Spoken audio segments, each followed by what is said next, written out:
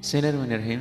Kaum muslimah yang berbahagia, dalam Roh Ibnu Majah juga disebutkan tentang bagaimana kekayaan selalu menjadi pembicaraan yang luar biasa.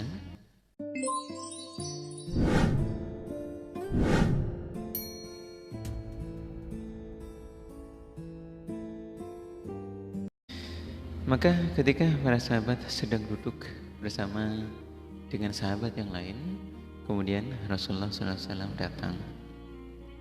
Beliau keadaannya kondisi rambutnya basah karena telah sehabis mengerjakan mandi junub.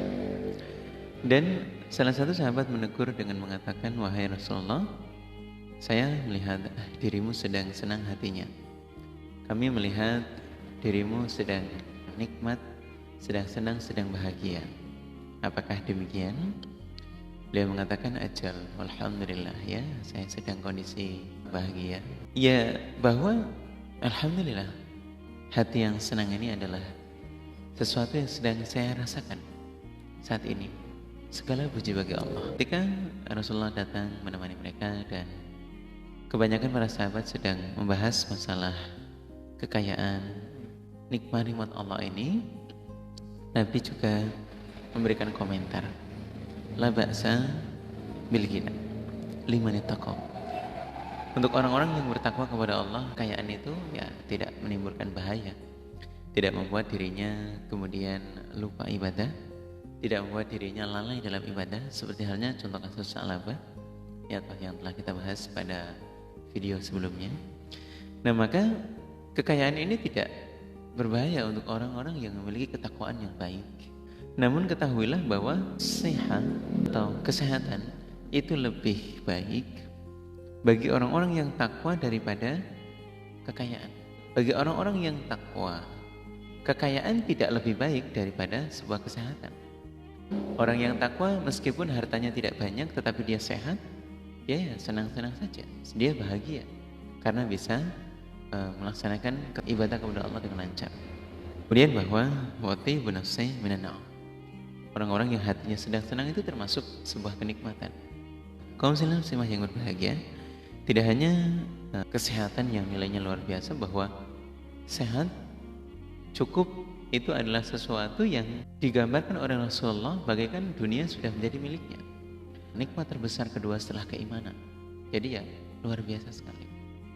Pekerjaan, bahwa tadi di awal sudah kita bahas, cita-citanya orang iman adalah untuk yang luar biasa dunia dan akhiratnya. Maka Rasulullah sendiri banyak menceritakan, mengkisahkan tentang nabi-nabinya Allah yang dalam bekerja itu tidak menggantungkan diri kepada umatnya, walaupun mungkin beliau atau punya pengikut, punya sahabat, punya orang-orang yang bisa untuk dimintai tolong, tapi tidak.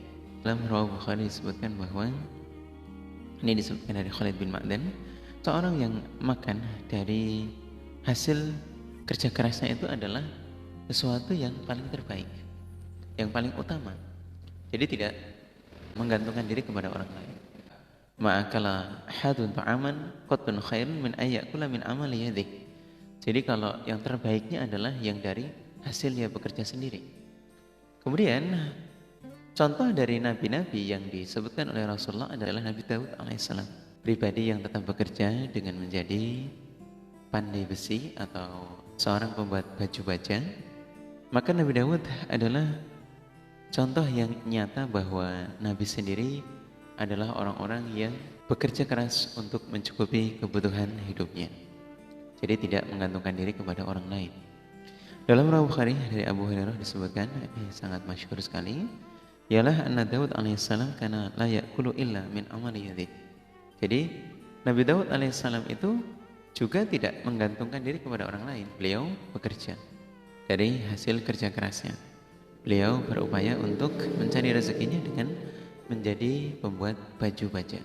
Bahkan dalam Riwayat Ibnu Majah yang lain dari Abu Hurairah juga menyebutkan bahwa qala Zakaria an-Najjar, Rasulullah menceritakan bahwa riwayatan Abu Hurairah, Nabi Zakaria adalah seorang tukang kayu.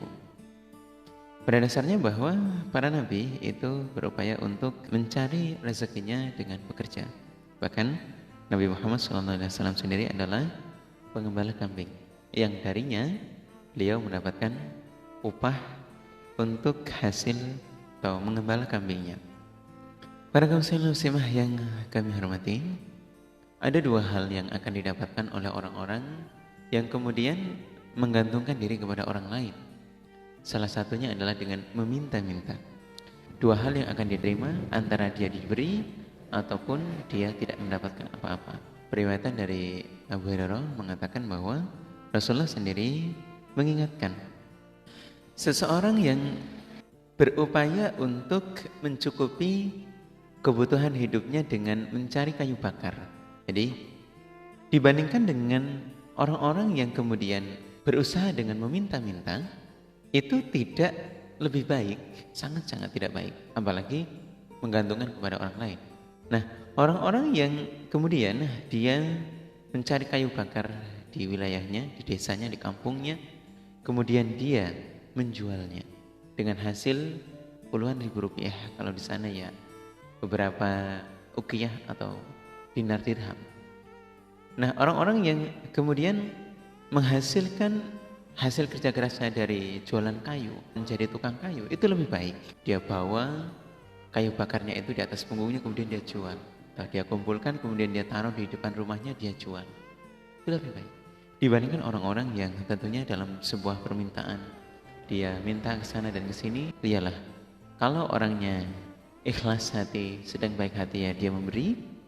Kalau kemudian orangnya tidak memberi, ya dia tidak dapat apa-apa. Dua hal ini adalah sesuatu yang menunjukkan bahwa orang-orang yang meminta-minta, menggantungkan diri kepada orang lain, bahkan tidak di jalan, di rumah saja. Ketika orang tersebut kemudian meminta kepada saudaranya, familinya yang lain, tanpa dia mau bekerja, dua hal yang akan diterima antara dia diberi ataupun dia tidak mendapatkan apa-apa. Maka bekerja apapun itu, yang penting dia mendapatkan rezeki dari Allah, itu lebih baik. Alhamdulillah, jazakallahu khairan, dibandingkan harus meminta-minta dan menjadi penalu dengan menggantungkan diri kepada orang lain. Apalagi sebagai laki-laki menjadi kepala keluarga, harus berupaya kerja keras. Jangan sampai menjadikan istri kita adalah tulang punggung untuk mencukupi keluarga kita. Na'udzubillah syaitan.